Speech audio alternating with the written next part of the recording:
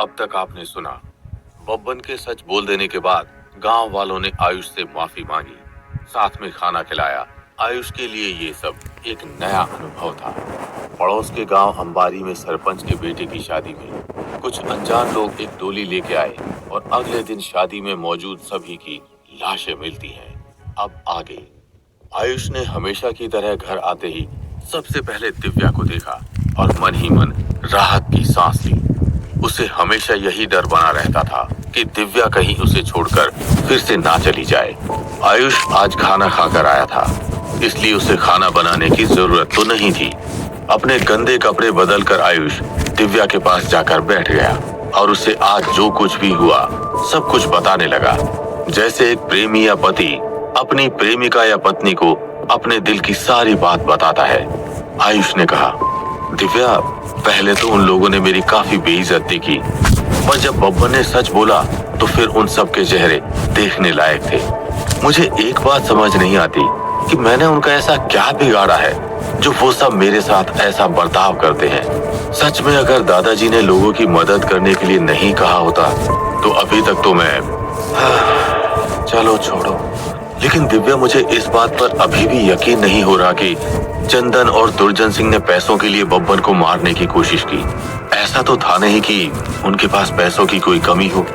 दिव्या आयुष की बातें बड़े गौर से सुन रही थी, शरीर से बेजान लेटी हुई थी, अपने होठों को धीमे धीमे हिलाते हुए बुदबुदाई, लालच लालच इंसान से गलत काम करवाता है। आयुष, जो उसकी आवाज सुनने को तड़प गया था, वो ये सुनकर बहुत खुश हुआ, लेकिन फिर उसे आज का किस्सा याद आ गया। पिशाच तो इंसानों का शिकार खाने के लिए करते हैं, पर इंसान इंसानों का शिकार पैसे और अपनी इच्छाओं को पूरा करने के लिए करता है। किसी और के पैसों पर नजर रखे हुए बब्बन को उसी के दोस्तों ने पैसे के लिए मार दिया। लेकिन मुझे अभी ये बात समझ नहीं आ रही, अगर बब्बन ने उन बच्चों का अपहरण नहीं किया तो फिर किसने किया, और फिर उनकी हत्या क्यों की? 4-5 साल के बच्चों ने किसी का क्या बिगाड़ा था? जो भी हो, खतरा भी टला नहीं है। आयुष की बात सुनकर दिव्या कुछ कहना चाह रही थी। ये देखकर आयुष ने कहा, तुम मुझसे कुछ कहना चाहती हो?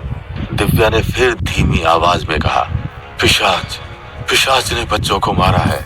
दिव्या की बात सुनकर आयुष गहरी सोच में पड़ गया। तभी दिव्या ने फिर से कहा, आयुष, तुम मुझे मार दो। अभी अभी गांव वालों को तुम पर थोड़ा सा विश्वास हुआ है, अगर उन्होंने तुम्हें मेरे साथ देखा तो अच्छा नहीं होगा। ये सुनकर आयुष ने कहा, तुम चिंता मत करो, ऐसा कुछ नहीं होगा, मैं सब संभाल लूंगा। इतना कहकर आयुष दिव्या के जवाब का इंतजार कर रहा था, लेकिन दिव्या ने कुछ नहीं कहा। शायद उसके शरीर में और ताकत नहीं बची थी। ये देखकर आयुष ने फैसला किया कि वो कल जंगली जानवर का शिकार कर दिव्या के लिए ले आएगा। इंसान नहीं तो जानवर का मांस ही सही। वैसे भी उसकी दिव्या खाने में कोई नखरे नहीं करती थी। इसके बाद आयुष भी अपने बिस्तर पर लेट गया और दिव्या की कही हुई बात के बारे में सोचने लगा। अगली सुबह जब आयुष उठा तो फैसला किया कि वो गांव के सरपंच को दूसरे पिशाच के होने के बारे में बता देगा। आयुष जब गांव में पहुंचा, सरपंच और गांव के दूसरे लोग पहले से ही गांव के पीपल के पेड़ के पास इकट्ठा थे और आगे क्या करना है इस बारे में सोच रहे थे। कल की घटनाओं के बाद सभी गांव वाले पिशाचों के साथ साथ आसपास के लोगों के प्रति भी थोड़े सतर्क हो गए थे। सरपंच ने आयुष को आते हुए देखा तो उसे अपनी ओर बुलाया और बैठने को कहा। आयुष के बैठने के बाद सरपंच ने पूछा, तुम्हें कुछ पता चला आयुष? सरपंच ने ये सवाल पूछा था, लेकिन उन्हें कुछ ज्यादा उम्मीद नहीं थी, पर आयुष के अगले शब्दों ने उन्हें थोड़ा सा हैरान कर दिया। आयुष ने कहा, जी सरपंच जी, मुझे कुछ चीजें तो पता चली हैं। उसकी बात सुनकर सभी गांव वाले उसकी तरफ देखने लगे। आयुष ने फिर आगे कहा, सबसे पहले जंगल में एक पिशाच है जो कि पहले से ज्यादा खतरनाक है। इसका अंदाजा हम इस बात से लगा सकते हैं कि हम में से किसी ने भी उसे नहीं देखा है। उसके अलावा वो एक पिशाच सेना बना रहा है, इसलिए उसने मिनी और मनु को अगवा किया था। लेकिन मुझे लगता है कि उससे उसका काम नहीं बना, और जहां तक मुझे पता है वो फिर से गांव पर हमला करेगा। आयुष की बात सुनकर वहां आए सभी लोगों की सांस एक पल के लिए थम गई। किसी को भी समझ नहीं आ रहा था कि वो आगे क्या करे। सरपंच ने आयुष की ओर देखते हुए कहा, तुम्हें क्या लगता है अब हमें क्या करना चाहिए? आयुष ने गहरी सांस लेते हुए कहा, हाँ, मुझे लगता है सबसे पहले हमें गांव में सबका आना जाना बंद कर देना चाहिए। कोई भी अनजान व्यक्ति या चीज गांव के अंदर नहीं आनी चाहिए। इसके अलावा गांव से कोई भी बेवजह बाहर नहीं जाना चाहिए। मेरी माने तो कुछ समय के लिए गांव में रहना ही सबसे बेहतर है। इसके अलावा मैं रोज रात को गांव के मुख्य द्वार पर पहरेदारी करूंगा। एक और बात, अगर किसी को भी कोई भी अजीब सी चीज आसपास दिखे तो पहले मुझे बताएं। सरपंच ने हाँ में सिर हिलाते हुए कहा, ठीक है, फिर जैसा तुमने कहा है वैसा ही करते हैं। सभी वापस अपने अपने काम पर जाने वाले थे कि तभी उनमें से एक आदमी अचानक से बोल पड़ा, अरे मैं तो भूल गया कि मेरी पत्नी मायके से वापस आने वाली है। सरपंच जी, उसे तो अंदर आने देना पड़ेगा। इस व्यक्ति का नाम दिलीप था, जिसकी अभी 1 साल पहले ही शादी हुई थी और उसकी पत्नी मायके में थी। सरपंच ने कहा, तुम अपनी पत्नी को मायके में रुकने के लिए क्यों नहीं कह देते हो? वैसे भी यहाँ पर ज्यादा खतरा है। इस पर दिलीप ने थोड़ा शर्माते हुए कहा, वो सरपंच जी, आप तो जानते ही हैं मेरी पत्नी का व्यवहार। अब वो 7 महीने की गर्भवती भी है तो मैं उसको ज्यादा कुछ कह नहीं सकता। उसकी बात सुनकर आसपास खड़े सभी लोग हंसने लगे। गांव में सभी जानते थे कि दिलीप जोरू का गुलाम था, जो अपनी पत्नी के लिए झाड़ू, पोछा, बर्तन सब करता था और उसके सारे नखरे भी उठाता था। सभी लोग उसका मजाक उड़ाने लगे और उसे जोरू का गुलाम कहकर बुलाने लगे। आयुष, जिसे जोरू के गुलाम का मतलब नहीं पता था, वो सबको देख रहा था। उसे कुछ समझ नहीं आया, लेकिन अगले ही पल उसका ध्यान एक जरूरी बात पर पड़ा कि दिलीप की पत्नी 7 महीने की गर्भवती थी और पिशाच के लिए इससे बेहतर शिकार और कोई नहीं था। इस पर आयुष ने दिलीप से कहा, तुम उसके मायके वालों से तो बात कर सकते हो, उन्हें कह दो कि अभी तुम्हारी पत्नी का वहीं रुकना बेहतर होगा। ये सुनकर दिलीप ने जबरदस्ती मुस्कुराते हुए कहा, असल में वो अपने मायके वालों से लड़कर आ रही है, तो फिर ऐसे में उसका वहां वापस जाना तो। ये सुनकर आयुष भी खामोश हो गया। आयुष दोपहर में अपने घर आ गया। पिछले कुछ दिनों से आयुष को वापस घर आना काफी अच्छा लगता था, क्योंकि घर पर दिव्या उसका इंतजार करती थी। आयुष दिव्या के लिए गांव से मुर्गा भी लेकर आया था, जिसे खाने के बाद दिव्या में फिर से थोड़ी बात करने की ताकत आई। खाना खाने के बाद आयुष ने दिव्या को सुबह की बैठक के बारे में बताया और पूछा, वैसे दिव्या, ये जोरू के गुलाम का मतलब क्या होता है? आयुष को सच में जोरू के गुलाम का मतलब नहीं पता था, क्योंकि वो हमेशा ही अपने दादाजी के साथ रहा था, जिसके चलते वो इन चीजों से अनजान था। उसकी बात सुनकर दिव्या हंसने लगी। दिव्या ने हंसते हुए कहा, जोरू का गुलाम का मतलब जो पति अपनी पत्नी की सेवा करता हो। आयुष को अभी भी मतलब समझ में नहीं आया, तो उसने पूछा, लेकिन इसमें हंसने वाली बात क्या है? इस पर दिव्या ने उसे जोरू के गुलाम का पूरा मतलब समझाया। मतलब जानने के बाद आयुष भी हंसने लगा। अपनी हंसी रोकने के बाद आयुष ने कहा, तो फिर एक तरह से तो मैं भी जोरू का गुलाम ही हूँ। आयुष की बात पर दिव्या फिर से हंसने लगी। जल्द ही रात हो गई। सभी गांव वाले अपने अपने घरों में जा चुके थे। गांव के मुख्य द्वार पर आयुष पहरा देने लगा था। गांव पहाड़ों के बीच में था और उसके चारों तरफ जंगल था। इसी वजह से गांव के चारों तरफ एक दीवार बनाई हुई थी। कोई भी जंगली जानवर उस दीवार को पार करके गांव के अंदर नहीं आ सकता था। इसके अलावा गांव के अंदर बाहर जाने के लिए एक ही मुख्य द्वार था, जिस पर आज आयुष पहरा दे रहा था। आधी रात के समय आयुष को आसपास के जंगलों से जानवरों की आवाज सुनाई देने लगी। उसने अपने कंधे पर तलवार बांध रखी थी। आयुष मुख्य दरवाजे के बीच में खड़ा था। कभी वो पीछे मुड़कर गांव के अंदर नजर करता, तो कभी आगे मुड़कर गांव तक आने वाली पगडंडी पर ध्यान रखता। थोड़ी देर बाद आयुष को पगडंडी से कोई आता हुआ दिखा। जब आयुष ने गौर किया तो 4 लोग एक डोली को उठाकर आ रहे थे। डोली फूलों से सज रखी थी। थोड़ी देर बाद डोली आयुष के गांव के मुख्य द्वार पर आकर रुकी। आयुष को सामने खड़ा देखकर उनमें से एक आदमी ने आगे बढ़कर कहा, भाई जी, हमें बगल वाले गांव में जाना था, लेकिन रात बहुत हो गई थी, तो इसलिए हमने सोचा कि आज की रात आपके गांव में गुजार लेते हैं।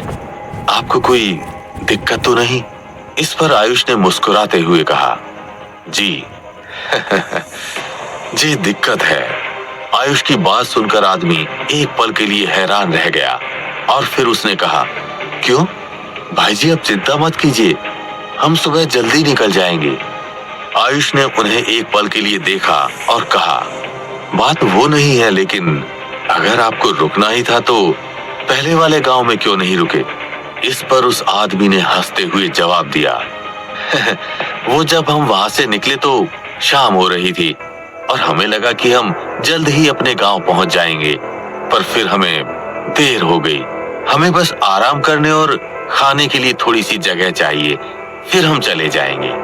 आयुष उन्हें मना करने वाला था कि तभी डोली के पीछे से एक लड़की ने आगे आकर आयुष को देखते हुए कहा, क्या आप हमें अंदर आराम करने दे सकते हैं? क्या आयुष उन लोगों की मदद करेगा या ये भी पिशाच की कोई चाल थी? जानने के लिए सुनते रहिए पिशाच हंटर, सिर्फ पॉकेट एफएम पर।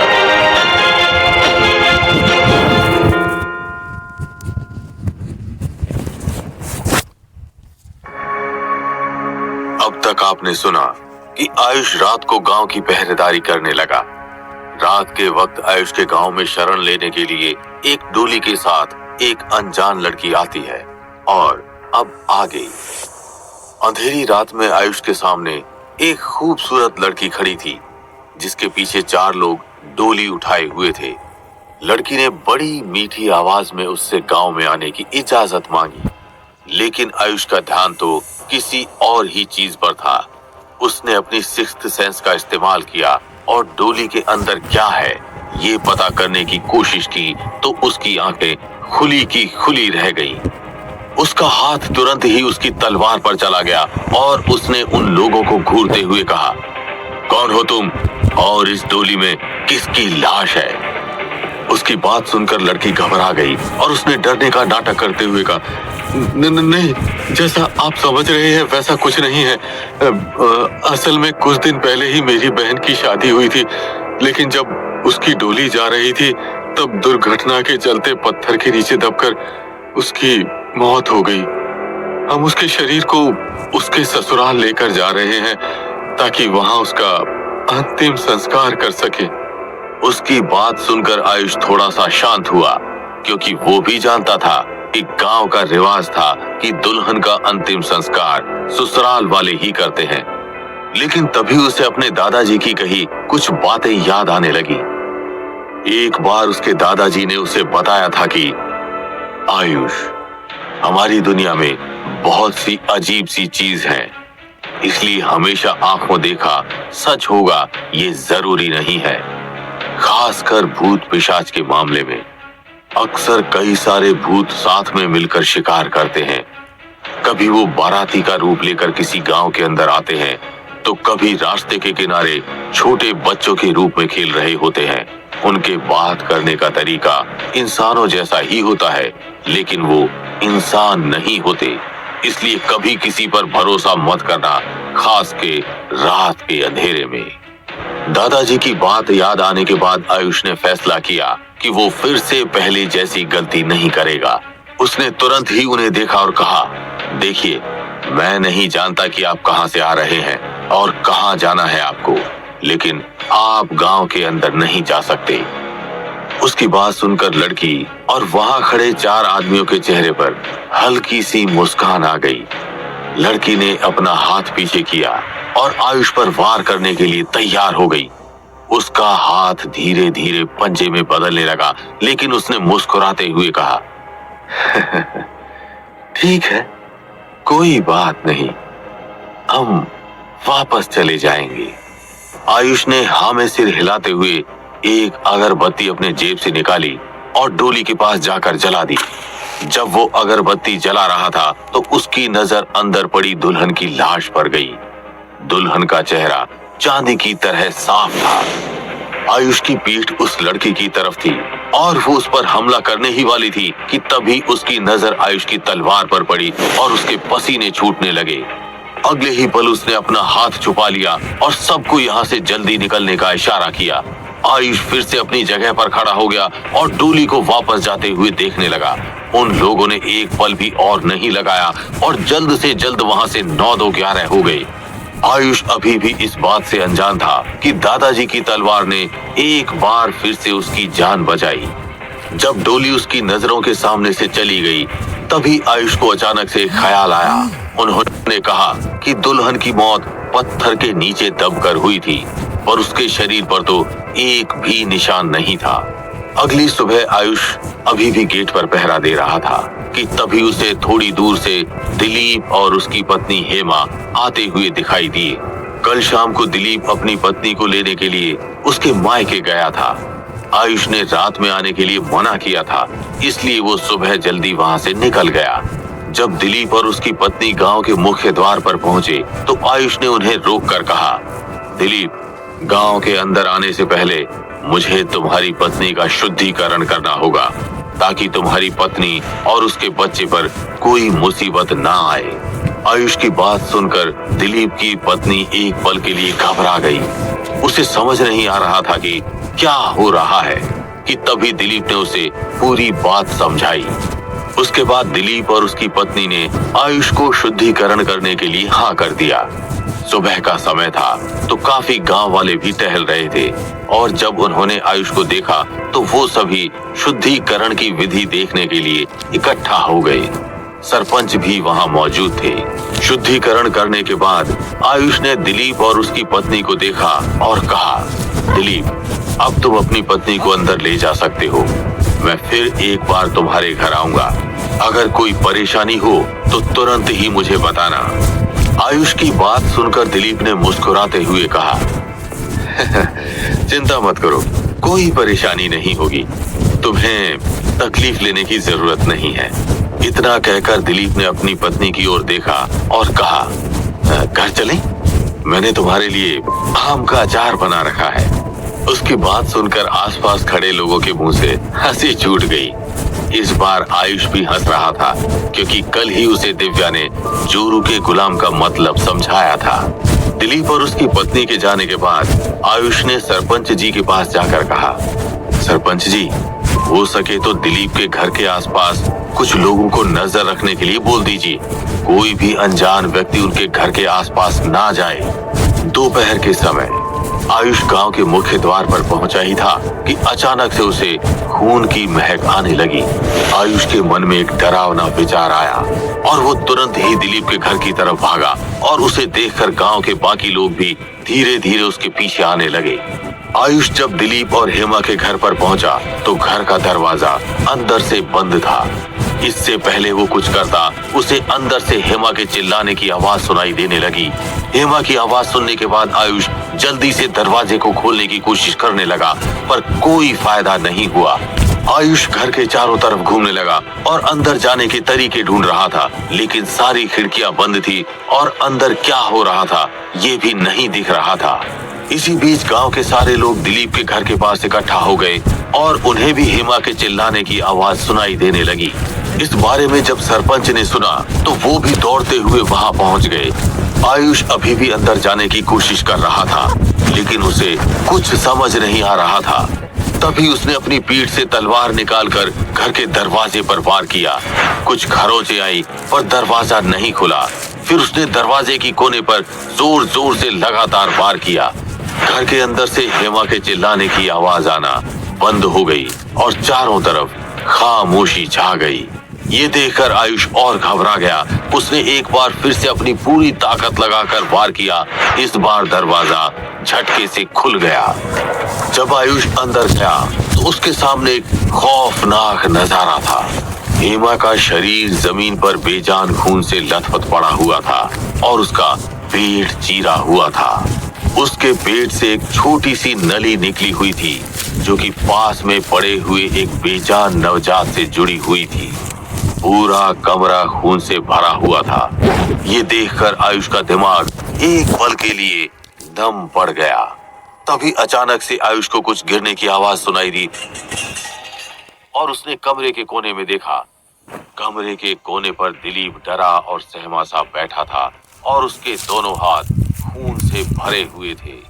आयुष देखते ही समझ गया कि दिलीप ने ही हेमा और उसके बच्चे को मारा था।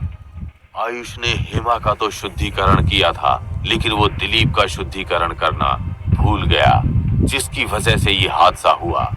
वो खुद को लापरवाह होने के लिए कोसने लगा। आयुष धीरे से तलवार लेकर दिलीप की तरफ बढ़ा कि तभी दिलीप उठकर भाग खड़ा हुआ और सीधा घर से बाहर निकल गया।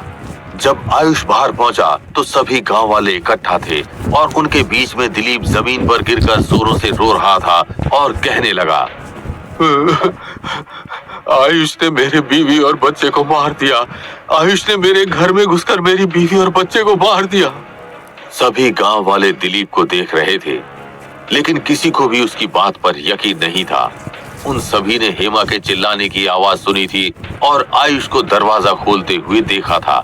जब दिलीप ने ये देखा कि कोई उसकी बात पर यकीन नहीं कर रहा, तो वो उठकर जोर जोर से हंसने लगा। उसने हंसते हुए कहा, हाँ, मैंने ही मारा है। मैंने इन्हीं 2 हाथों से उसका सर दीवार पर मारा। मैं हमेशा उसके नखरे झेलता था, लेकिन वो किसी और के साथ मुंह काला कर रही थी। ये बच्चा भी मेरा नहीं था, पाप था। उसकी हंसी सुनकर सभी गांव वाले एक एक कदम पीछे हट गए, क्योंकि वो काफी डरावना लग रहा था। दिलीप काफी शांत किस्म का आदमी था, लेकिन उसके इस रूप ने तो पूरे गांव को हैरान कर दिया था। पिशाच ने इसे अपने वश में कर रखा है। इतना कहकर आयुष दिलीप की तरफ बढ़ा और अपनी तलवार के पिछले हिस्से से मारकर उसे बेहोश कर दिया। इसके बाद उसे रस्सी से बांध दिया। गांव के कुछ लोगों ने उसे किसी कमरे में बंद करने के लिए कहा। दिलीप को वहां से ले जाने के बाद आयुष ने सरपंच की ओर देखा और कहा, हमें सबसे पहले माँ और बच्चे के शरीर का अंतिम संस्कार करना पड़ेगा, नहीं तो काफी देर हो जाएगी। इतना कहकर सरपंच और आयुष दोनों ही दिलीप के घर के अंदर गए, लेकिन जब वो अंदर पहुंचे तो वहां माँ और बच्चे दोनों की लाश गायब थी। ये देखकर आयुष ने मन ही मन कहा, ये बिल्कुल भी अच्छा नहीं हुआ। जंगल में एक अंधेरी गुफा के अंदर हेमा और उसके बच्चे का शरीर जमीन पर पड़ा हुआ था। अचानक से तभी एक सड़ा हुआ लंबे नाखून वाला हाथ बच्चे के शरीर पर पड़ा और अगले ही पल वो हाथ उसे गुफा के गहरे अंधेरे में लेकर गया। आखिरकार अब मेरे रास्ते में कोई नहीं आएगा। थोड़ी देर बाद अंधेरे में से काला धुआं निकलकर हेमा के शरीर को घेरने लगा और कुछ पलों के बाद हेमा ने अपनी आंखें खोली। उसके पेट में हुआ घाव अपने आप भर गया। हेमा सीधी खड़ी होकर अंधेरे में देख रही थी, जैसे किसी के हुक्म का इंतजार कर रही हो। जाओ उस लड़की को ढूंढो जिसे आयुष पसंद करता था। आयुष को मारने के लिए हमें उसकी जरूरत पड़ेगी। वो अभी भी जंगल में कहीं पर है। दिव्या, जो आयुष के घर में लेटी हुई थी, अचानक से उसे कुछ महसूस हुआ। उसने झटके से अपनी आंखें खोली और आसपास देखने लगी। वो अपना शरीर तो नहीं हिला पा रही थी, लेकिन उसकी आंखें घर के सभी कोनों में कुछ ढूंढ रही थी। उसने धीमी आवाज में कहा, मुझे जल्द से यहाँ से निकलना होगा, नहीं तो आयुष की जान को खतरा होगा। तभी अचानक से उसे दरवाजे पर किसी के खटखटाने की आवाज सुनाई दी। दिव्या घबरा गई, क्योंकि आयुष हमेशा सीधा घर के अंदर आता है। सिर्फ गांव वाले ही उसके दरवाजे पर खटखटाते थे, और अगर उनमें से किसी ने उसे आयुष के घर में देख लिया तो अच्छा नहीं होगा। वहीं घर के दरवाजे के बाहर हेमा खड़ी थी। उसने दिव्या की खुशबू का पीछा किया और आयुष के घर तक पहुंच गई। क्या आयुष और दिव्या फिर से अलग हो जाएंगे? क्या आयुष गांव वालों को आने वाली मुसीबत से बचा पाएगा? आखिर क्या है उस पिशाच का असली मकसद? जानने के लिए सुनते रहिए पिशाच हंटर, सिर्फ पॉकेट एफएम पर।